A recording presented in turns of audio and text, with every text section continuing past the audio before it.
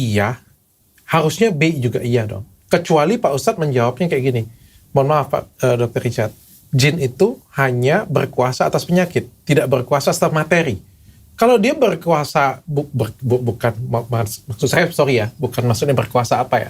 Kalau maksud saya dia bisa menghilangkan bayi, kenapa nggak bisa menghilangkan duit?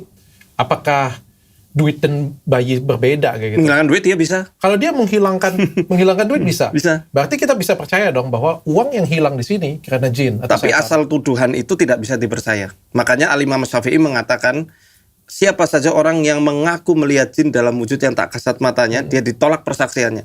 Maksudnya apa? Bukan berarti jin itu wujudnya nggak bisa dilihat sama sekali. Oke. Tapi dalam persaksian pengadilan, orang yang asal mengklaim dirinya tahu hal gaib, dia bisa saja menuduh.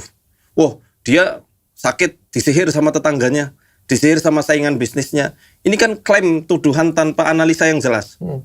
Tapi sebenarnya bisa jin melakukan itu. Jadi jin Tadi yang disampaikan Ustadz uang. Khalid, dia kan jin itu ngambil barang. Oke, bisa ya berarti ya? Bisa. Berarti ngambil uang 10 juta itu jin bisa. Nah kalau bicara seperti itu, aku menjadi masuk akal nih. Kalau uang bisa hilang, harusnya bayi bisa hilang kayak gitu punya. Oke, apple to apple nih kita bicara nih. Baru aku percaya. Cuma kalau misalnya kita nggak percaya, uang 10 juta hilang karena jin, terus kita percaya bayi, nah itu bagiku nggak masuk akal kayak gitu punya. Tapi kalau kita percaya nih, cangkir kita tahu di sini. Mana cangkirnya? Dimakan oleh jin.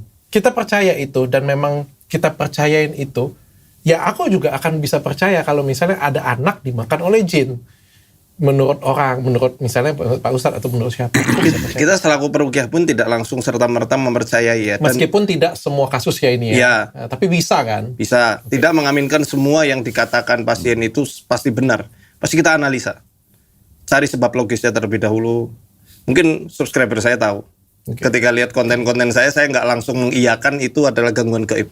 Saya akan cari mana data medisnya. Gitu. Semua pasti saya akan sampaikan itu. Oke. Saya akan tanyakan dulu. Baru kalau misal nggak ada, ya pasti akan saya suruh cek lab atau cek patologi klinis di rumah sakit. Itu wajib itu. Ya, sekali lagi saya bilang saya senang banget dengan Ustadz Faizar. Karena Ustadz Faizar ini juga mengedepankan medis. Dan Ya, saya saya berteman, dan saya juga berteman dengan dia. Saya chatan dengan dia. Yang berantem tuh sebenarnya kalian yang di kolom komentar. Saya dengan dia tuh temenan sebenarnya kayak gitu kan. Cuma saya senang dengan beliau. Beliau itu juga mengedepankan medis dan juga ruqyah. Nah permasalahannya, nggak semua orang di luar tuh seperti Ustadz Faizar, Pak Ustadz. Kenapa tuh saya memberikan statement seperti ini punya? Kadang orang di luar itu, kan nggak semuanya satu Indonesia ini ketemunya dengan Ustadz Faizar yang mengedepankan ada medisnya.